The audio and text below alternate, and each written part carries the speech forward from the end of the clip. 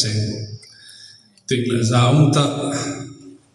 SO Group of Uki SO Group Assam signatory lamkai cheng le abon wa ma cabinet tunia hong le hong lo alamkai chan khom pi akadar chan khom pi chueng le loi chapang chan khom pi ting le lamkai zaung ta ta stage ja to ho pastor ho house ho tekla desa insung khat hiwa mar MP mar student pete MP diwan pui chorai wife gamte kinpi barak valley lang kele lamkai ho nupate so piule now zana salam ke no kompe dunia ki pa di point ni le thum le email chi ri se ding wazo se la se ta point thum lang to bang chom cha kan belak nom ni asam gam sunga hi kuki chate hi sangsong li sangsong na to bang hi 2025 jingle insunga mar so pi wa ni sangsong ma to bang akizi google dong le chu aile Assam sunga population hi lakza thumle sawma to bang mi moment lakza thumle sawma na chu ST kitia ki the hi lak sawma hi lak sawma nga na lak khat mar le ko kitchen se ho hi lak khat to bang hin development council ni mu do hi alo pi mo moment hi ki phalam kita ewa lam kai purun se banga chu object kham hi ti mai ki pa kham ni dunia ai dia do ki ti hai do din ti a ka se ko ni na chu hai lo he ti chu ai gupta gama kona judate hum ba hai akham khama 2012 masang chu lam kai hanom se ta bin ten 2012 zowa so group as surrender arms surrender ceasefire hung sui kaiwa ja so group ho na langze HPC to kuki so group on ngwa ang kilewa chini kho achu song pizang house puina evaluation na program ni ka gel do in chia kon kum som li Israel te chi bangwa chu e ho yong hi kum som li kum li o hi hiong me ha sat na boi tam ta le ki pa na ta gen the na ta etum adesa na to so group lamkai kether loi chapang si no ahunga kai yu hi ki pa pi le hai the lo ti me ji ding ke e ya tha diu kanomeni aji chu ama ho organization ki ti ho hi ahung to lo chu gente hasa chu heta bin mipi hausa chaga jong pan la the chan ikila chin lamkai chom yong pan la the la chan abang chu lum lo sa abang chu ki phalta in hi long le thing lang chana gi ya yong insu na sum dol ho yong umji ti ho je chu dunia hi ama hung tol bana hi kukinam pumpi asama se ho hi ikipa pidiu nang ho e ho hi patheri ne mon so salwa imu sa ti pa hi hai do de de tu suna ai le dunia hi ti hung ham mi za khom te manipur lang na amgam nang langa de se manipur mizoram langa itam naw gamala nuisi tai ta hi chizai kilai ta chu ke dunia igel do di mial chi sing diu ka dei tha chu hi de e Assam kitia kelo kele Assam UKD KRA Assam HPC Assam kitia ade chom chu hum ki bang hi yong le ta min nam se pai ngai lu ta ai ngai cha ni ke tia ingai lu lo dei lo tiang na thim noi gam va ki tia ti hobi ma hoi pa cha mongin asam tia do hi kon khan ngam zat tawen gamba kiti kingnoi kiti nam se pai kiti chu ade sarai have 1994 zowa konjun e ho kuki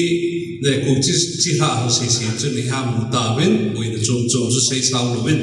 hinlat koma UKRA Assam, UKDA Assam, HPC Assam, Kelo Kele Assam kiti a decision ahung la wa ahung ki tol chu email chi wa he lo ti bi jia chu Assam sunga hi eon izat lamkai chu ki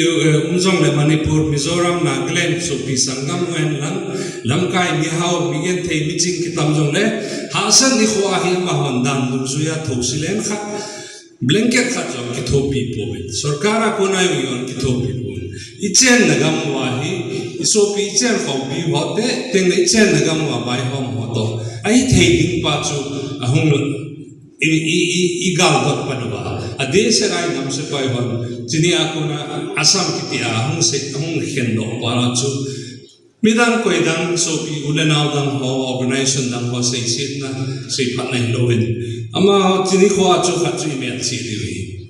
ye chun chini chu ki pa chun kelo kele asam HPC asam kitia chun cha kona chu thil tu pi ta hi ki tol panin tingle pathenin thil go lo pi dan chu cha asam gama waipo ho chun chirai khanga ana waipo party ho chun 2012 2010 ho chun surrender ceasefire policy anak chi ha ki pa ong tai tam tai surrender ho hinna to chun waipo ruling party ong ki khelin to chun ruling party hon ong ki khel na chu asam gamsunga lakza thumle somna mi hem jen nagama hi thil lo pi ta khat he to e ho nam se pai hem le thal choi ho na to do khau chu movement sang azam he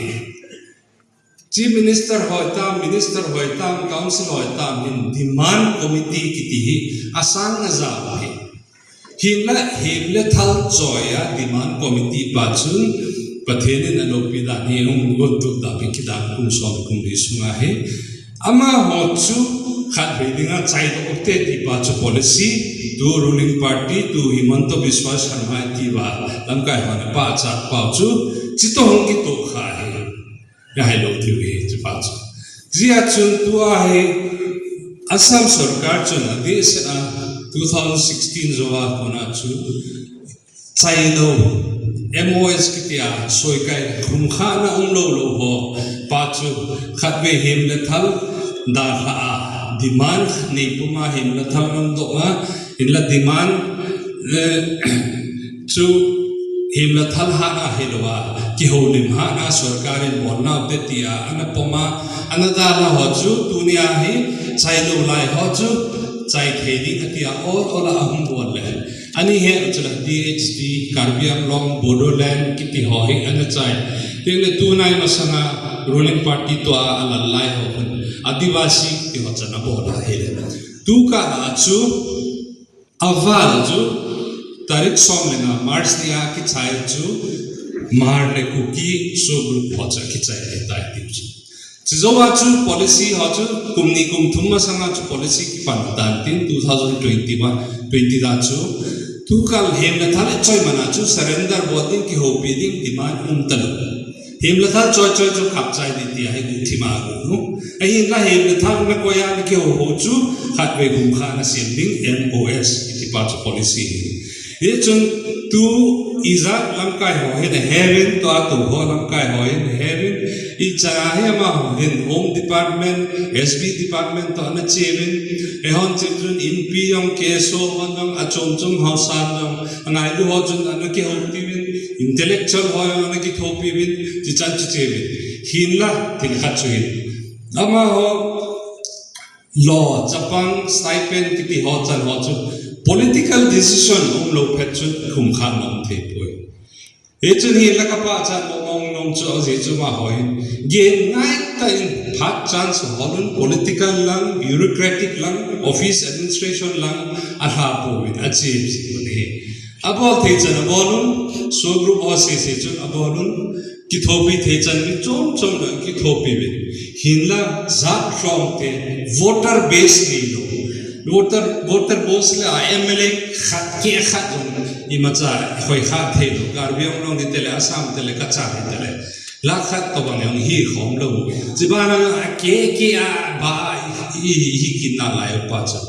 I oi ne si to Hilla pathen nung gon tu ma chule Assamese lam kai ho sin policy lunglet na nei na Dr. Himanto Biswa Sharma lunglet na nei na hi akidangin 27 October to alam kai ho na chot jing ba na 27 October hi kamel chi nomin e ji khon council problem thu in minister Nandita Gorlosa tele Piyush Hazarika tele to eho CM pa tele to Dimaha South Council members se chu etho hom saun hapta khat masang chun Karbiang Council hose CM pe ate to common politics to development hui council election MLA election to Chilai la chun thu chong pa se cha chun thu kho dang chu se le pungam ro thang mar hi ding doin puzo chum thang ya umen pu amin ya umen ke ko umen ke CM EM dang MSC om gamon cha chun pungam ro thang enong pandoin HPC incomplete talks sar ipina gyana teach jan to kyang da ding doin ukiso group hoyong pigum da ta mila apacha na se na ale chipachu achi singe chief minister no honen to ayong tuka la akimu pizingon to ayong hiken ka se di nakimu piwa na final di MLA election masanga ichai go di ti Chikika chun te ko ki hoyong ka kisama thon na hoyong ki kisama nun mi pi kon khat lam kai ki het tiu ni het lo di mai them den e hiwang chun na sata in pan ak alabin akila kam khom kamin la the the na hinla Manipur lang thuboi de se je chun e ho ting hoyong de pon tua se chai ding ho se chom lang ni se hinla hap ta khat sunga tu hapta sunga ki chai de chat ko nang chun athil hoyong ahum ki gon tu kam jo se chun me clay vote long hi asam sunga lag nga gu wala me MLA ne hi song le ama ho MLA chan na ho chun MLA thum zen yong objection pool hapta ma sa chun boltan vo chondik to bang yong me bol now te all in bol now te ti yong chu 2024 MP election masangke am chu chai lo de tiwe e on e ya chia chu hi thelo tia hi thena pa chu 2021 election council chun chukom dima sau sun chun porela yong BJP ruling ticket ho had digera yong ruling party had mahurla jenga yong amy vote ho nasate mahura ruling party chu doin chichun asunglanga panla chu hi le ani ruling party kukinampi no be tabla ida chai bo chai mo da ding ki chai lo ham ti pa chu henge bol te atila the council election na chai tem le the ball like thing I think ki bol te hente MP masagati MP ayong lamkai han jong chief minister tai jong chukom digera hum chun lamkai han ki mo pim chief minister tai bol na te ti ahi wa chun MP election lo ka chun hit bon MP election chu cha he ho zat nam mi te do I vote la na jo ruling party tui pi ta bowen hinla I bola ma ti le Manipur boys e chun aki moin akile toin tu a hen tu e hung do the di tu ne ai bola ki pa di khwa ta ka sei do no ham ti chule le se e chen na ga mo hi so pi ulena chen khom pi dim se Ichen zo se warma ka mai ko ki chate he ko ki chi ha ho se he milhom te hi re milhom te la chu minority ti pa minority a cha lo chu object po a te ko te song bizang khopi bham ailo borel lang khopi bham ailo le manja ma chu object a te yang ipo do te I ma cha ha mi po we ti pa chu hi na asad da ni khata chu Zeta le tele Manipura boy hungna ma refugee tabangai viet panwa asama ko kichate ho manthe lo ma tele ho nam sunga yoni aba ki kento na ma ti ho zara che zeta chu tu ni a 15 March ham do he alo pi mo mai ti a he op zipo he op zipo ta ti ham op zipo ta he ma he koi mi chaga mi sam mi gen the yo hausa lam kai tai do ki pa pi diu hang ai pathet ki pa pi diu namgol hang hoy ki pa pi diu abon cha ba ki sun pi na khat ang diu hop đẹp na thì bắt cho anh chị liu tu mi lai isei sa yung le neo cha chu ka tu su nai ka pe lam no men to ding bang hai dim se KWDC ti yo he forming dan e khat dinga bai khai lo chang khat ne a ku ki nam pi sunga gen thei na khat to na lo ho se khu le ve nga gama ga be yeng de poi Council, Dimahasal Autonomous Council, NCL Autonomous Council, hiki pati 1952 a budget chu 35 lakh po he. Tu kum som se hi zuwa 35 lakh chu lakh crore som na to bang inflation rate na he. Ena je a je ke le tu ni khwa he. E ho he EP package 100 crore package tale EP tale. Ku Pola Satellite Council, Regional Council, District the thum dollar ham phiam tia he kon khanin lungyan ham kipa ini lo hir debi ai a khon to ba ikisu dong nungwa Manipuri kilet sau kison pia Manipur ta sun nunga chan bole pathenin kinap na epi hin kinem zing dinga e ko ti ka ta sa ni chun Klasang ta hiyong lep kiyong mimal hina kipa na chu atila bula 2011-12 be ako na hi tem khat kana na in tuni khoyong imuthe ka kipa in nulepa ulena hausa chaga hungse che lamkai milham se se yong hi ikipa wa kitil kho wa masang banga zai zo lawa hi Patlam chi ai la chi wa kipun khom thena di wa he pathen lampi pi pham ti hi ka ta sanin be chun se khel se balum nengai dam nam ka phan man chan ta ki pai